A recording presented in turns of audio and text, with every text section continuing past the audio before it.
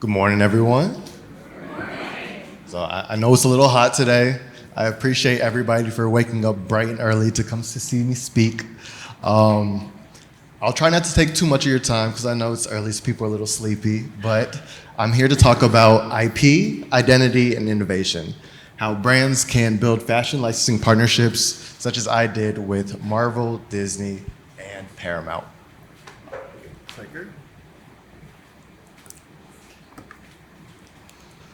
So, just a bit of context about myself. Again, my name is Paakow Essandoh. It sounds a lot easier than it looks. I am of Ghanaian heritage, but I was born here in New York. I've bounced around a little bit in my past. So I spent a lot of my childhood in Ohio, Columbus. From there, I ended up moving down south to Dallas, Texas. Spent all of my teenage, prepubescent, adolescent years out there. And ended up going to the University of South Florida for undergrad. There was when I first started appreciating my culture a bit more. I think in each of the cities that I've lived in, I went through a few identity crises. Didn't quite know who I wanted to be. I think I tried to assimilate with whatever culture was around me. And by the time that I got to Florida, I realized that hey, these islanders, these people, they're so proud of where they're from. They're building community. And coming from Texas, I had nobody in Florida. I was just lonely. I couldn't make friends. I didn't have family. I just wanted to be a part of something that was bigger than me and felt like I wasn't alone.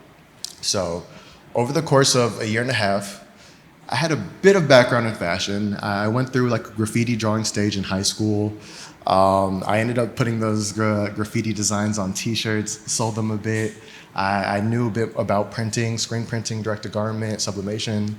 So by the time that I went to Florida, I met this one kid from Kenya. He used to wear just the dopest stuff that we'd wear here in the States, but it'd have Kenyan fabric stitched into it, where there's like the sleeves, the pockets, pants. And I just thought it was so cool, right? Like coming from Ohio, Texas, I never had saw anything like it, but I saw there was an opportunity. So over the course of that year and a half at USF, and keep in mind, I was going to school to become a pharmacist. I was studying biomed. I thought I was going to be on a completely different career trajectory, but seeing the kid that was from Kenya and stuff that he was wearing and having the background that I did, I was like, okay, maybe I can do something here. So going down that search for my identity and self-discovery, I ended up learning more about my own Ghanaian culture, tried to do a full collection, everything from head to toe, from pants, shirts, hats, the whole 9 yards. But I ended up coming out here to New York to try to find a manufacturer. Everybody that would do everything from start to finish, from ideation, design. Because keep in mind, I just had my graffiti drawing skills. I was not a full-blown apparel designer. I didn't have much background in supply chain and logistics. So I was like, okay, let me find a partner that can do everything from start to finish so that I can just present them the idea. They'll worry about designing it, producing it, shipping it, and I can just kind of worry on marketing and selling. So came out here. The company that I found told me that I was trying to do too much and that they'd have to hire extra staff in order to produce my entire collection. And me being me, I can be a bit stubborn. I don't know if that's the Ghanaian in me or just being Texan. I tend not to take no for an answer. So I ended up scouring the design district, tried to find another supplier, wasn't able to. Ended up like taking time off of school just because I was like, okay, I'm a bit lost. I have this idea that I want. Pharmacy doesn't seem quite as appealing to me. Florida really was a lonely place. So I was like, let me figure out what I wanted to do and take some steps from there. So came back to Dallas, worked, and again, you guys are kind of getting the full context, just so you know how we got to where we got with the partnerships. Came back to Dallas, worked as a farm tech for some time, realized that I completely hated the field. That's no knock to pharmacists, it's a completely noble profession. But I just realized it wasn't for me and realized that I needed to take this idea of Mizizi a bit more seriously. So that's when I started doing more research, decided to scale down on the idea. Instead of doing a full-blown collection, let me focus on like one type of product. And at the time, that was baseball jerseys. I had never seen an Africa baseball jersey before, realized there was a gap in the market, started doing my research to figure out which diasporas or African communities had the biggest enclaves here in the United States, and figured out where they're going to school, how to market to them, how to essentially engage with them. I realized that I couldn't be the only one that was feeling this way, that was feeling in between two cultures, disconnected, didn't have community or family, and wanted a way to feel proud without having to say too much.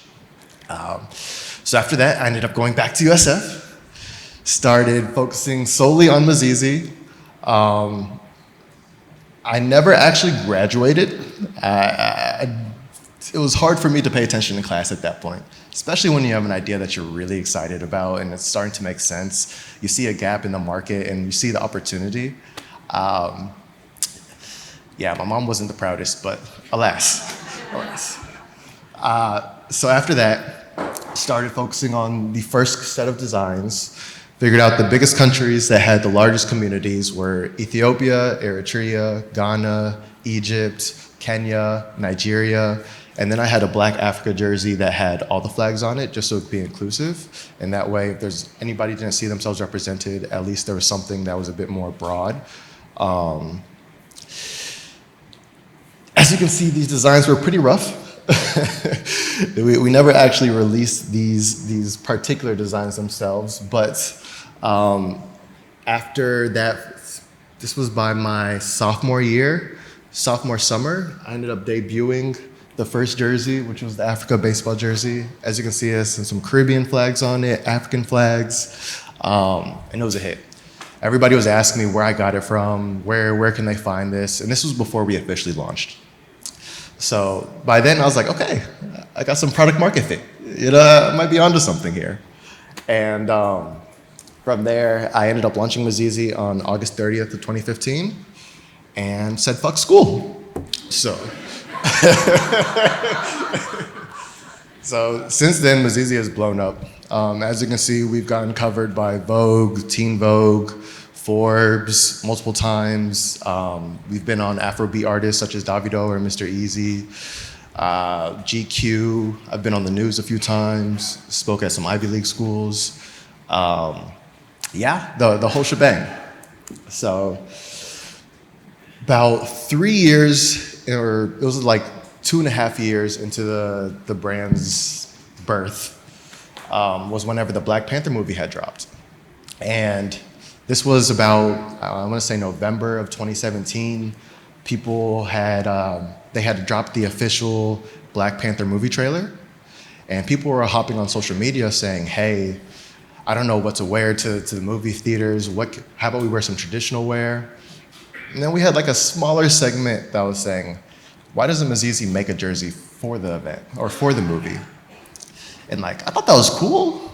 But at the time, we were only 2 years old. We hadn't achieved all this press yet. We were still kind of figuring out our bearings. And I was like, what does Marvel have any business partnering with a 2.5-year-old small Black-owned business?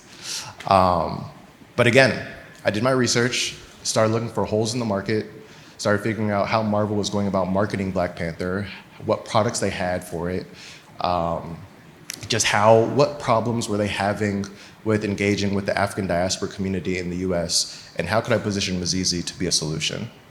So from there, I ended up reaching out to Marvel's licensing department. I had sent them a pitch, and again, this is my first time in this space. I wasn't very familiar with anything. It wasn't it was pretty crude and pretty unprofessional, and they straight up rejected me. They're like, we don't need any more licensing partners. We're good. We have enough. Get out our emails. So I was like, okay, that's cool. So I took to social media like most millennials would at the time. And I was like, hey, I think it would be really cool if Mizizi dropped a collaboration with Black Panther. Please tag Marvel and let us know that you want to bring the idea to life. And it actually went viral. So there's the video, we can play it later. It got picked up by the Shade Room. It started circulating social media. And that's when I went back to Marvel. And I was like, hey guys, there's market proof of concept. What's up? They still didn't like that. They were still like, get out my inbox. We don't care. You're not even offering us an MG, a minimum guarantee. Why would we partner with you? And again, I can be very stubborn and bullish when it comes to an idea that I care for. And I ended up just revising a deck, sending it to them. This is the original deck, slightly tweaked, but kind of just going through the who, what, where, when, why, and how, showing them who we were, what it is that we wanted to do, why is it that it makes sense, how we compare to their current market, what the total addressable market size was, and yeah, just so that you guys can see. We were kind of saying that we wanted a partnership agreement with Marvel. Again, this is our first licensing collaboration, anything of the sort. Going in very rough. I didn't have ChatGPT or any LLM to kind of guide me in making sure that I was incorporating all the necessary information in a deck that people would like to see. But nonetheless, just kind of showing them what the product would look like, made a mock-up, outlined the price point, how we'd go about making it, a bit of the design theory and why we made some of the choices that we did in regards to what we wanted to see in a Wakanda baseball jersey. They still were just like, leave me alone, are no means no, and stop hitting up all of our colleagues on LinkedIn because it's getting around and we're getting quite annoyed with you. But alas, I really was trying to prove to them that it just makes sense. With the brand, we were targeting, at the time Gen Z wasn't really a thing, but we were targeting 13 to 35-year-olds, those who are first, second generation Africans in the diaspora, looking to initiate social change or just be a part of something bigger than themselves, that were hungry for representation, that were trendsetters, wanted to have a vehicle that was relatable diversity. It was before DEI became as nuanced as it is today. But it just felt like an authentic partnership that just made sense. So it got to the point where even after I sent them the deck and was sending the emails back and forth, they ended up CCing the legal department and were like, if you end up rolling out any product with Marvel IP on it, we'll have to take legal action. And again, I was like, I don't care. The market wants this. It's on social media. It's going viral. It makes sense. Our customers want it. This is one of the biggest movies for the diaspora. Look how much money we can make. What's the problem here? And they just started ignoring me. It got to the point to where they stopped responding to my emails. They weren't really, they didn't like the fact that I kind of called out their current products that were on the market. And I showed them that like, hey, based off what you currently have, it was cotton, it was really easy, like fade, shrinked in the wash. It was a fraction of the price of our current products. We wanted to elevate the Marvel IP in a way that was just authentic to us. I came up with a bit of a market strategy. We had a bit of press that we were connected with back then. I did my research and figured out how Marvel was going about marketing their, fashion licensed IPs on Styled by Marvel. There was a few other collaborations I thought that we could incorporate with us. And then this was more so for like the week of the DVD launch in May as opposed to the movie launch. Because throughout this entire period, the trailer had dropped in November. I sent the pitch in December. I nagged them all the way to the movie launch in February. Still kept pushing in March. And I was like, hey, there's still an opportunity here, guys. Like, even if the movie has dropped, there's still a chance for us to activate on it with the DVD launch that's coming in September or in summer. So I think this is the video slide, just so that you guys can see what was the mock-up video that we put together with them.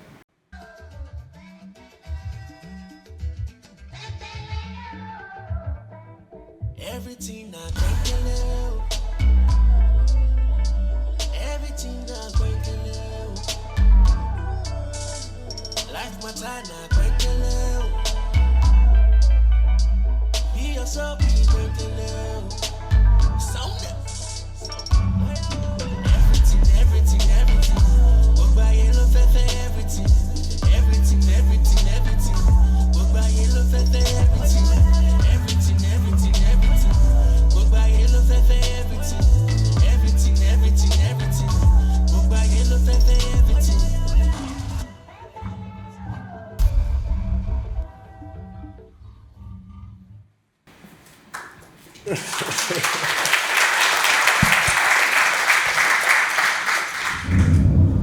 I appreciate y'all. It was a very crude video that we made when I was like 23 years old. But nonetheless, it got the job done. So as you can see, these were some of the social media reactions from whenever we dropped some of the pictures of the mock-up, the video, people just going nuts over the jersey and showing that they wanted it. Some more social media reactions. Again, we were doing everything in our power to make sure that Marvel would see us, believe us, and recognize that this made sense. And I'm happy to say that after badgering everybody I could on LinkedIn that worked at Marvel in their soft lines department, it wasn't until a bit after March, there was one lady. She ignored a lot of my messages, but she was still a bit responsive. And she was like, hey, I see your tenacity, your ambition. I see how hard you've worked over the course of the last 5 months. I see how much you've annoyed my colleagues. Let me just find an email for you at someone at Disney, which is our parent company, and see what can be done. So by this time, my team and I, we had decided like, hey, the movie had dropped. We have spent way too much time, money, and effort into a product that there's no guaranteed ROI at the moment. We can't even sell it. We're really just causing just noise for the sake of noise at this point. But again, I can be very persistent. So when that lady finally hit me back in March and she gave me the email for someone at Disney, I was like, okay, I would be just as aggressive with this email as I would have if I had gotten it months ago, regardless if the movie had dropped or not. So I sent them this deck. I showed them all the social media proof that we had acquired over the last few months. And surprisingly enough, I got a random email back. It was like, hey, we love the tenacity and ambition. We've heard from our colleagues at Marvel how annoying you are. We'd love to work with you and see how we can make the Black Panther jersey a real thing. So lo and behold, we were able to launch with Marvel in May of 2015 or 2018 as a part of the movie premiere, or the DVD movie premiere. And then shortly after, they came back to us the next year saying, we love what you did with Marvel. Can you do something together for Lion King? And this was the live action remake that happened in 2019, I think with Beyonce and her daughter and such. And yeah. So fast forward, this was our 6-year anniversary. As you can see, wearing some of the Lion King jerseys. There's a Wakanda jersey in the back, just showing the growth of the brand and how far we've came over the last couple of years. It's truly been just inspiring seeing just with a bit of tenacity, a bit of persistence, not necessarily caring how annoying you can be. You can truly get things done. So to kind of wrap everything up, the 3 points that I want to leave with you guys with is that the future of licensing is cultural. I believe that brand partnerships, the ones that engage and connect and resonate with customers the most, are the ones that connect with their cultures and where they're from. I believe that diaspora stories will drive future collaborations. You're kind of seeing it now with Puma or with LeBron London and Arsenal, and some of the jerseys that they've dropped, that they're all incorporating just African motifs and nuances that are reflecting their fan base and their audience, so that people can feel more engaged with them, and that Gen Z and millennials are becoming increasingly identity-first buyers. I believe that, especially in today's day and age, with the political climate as it is, it's becoming a form of counterculture to buy products that represent where you're from and show off what you believe in.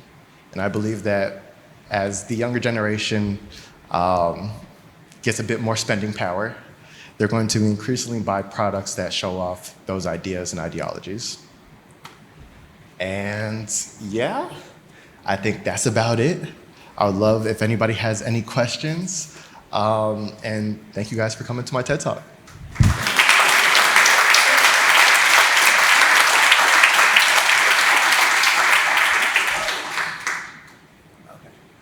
So the first question from Ryan, identifying the opportunity with Marvel and pushing so hard yourself, what do you think are challenges for larger brands identifying these community-focused wins?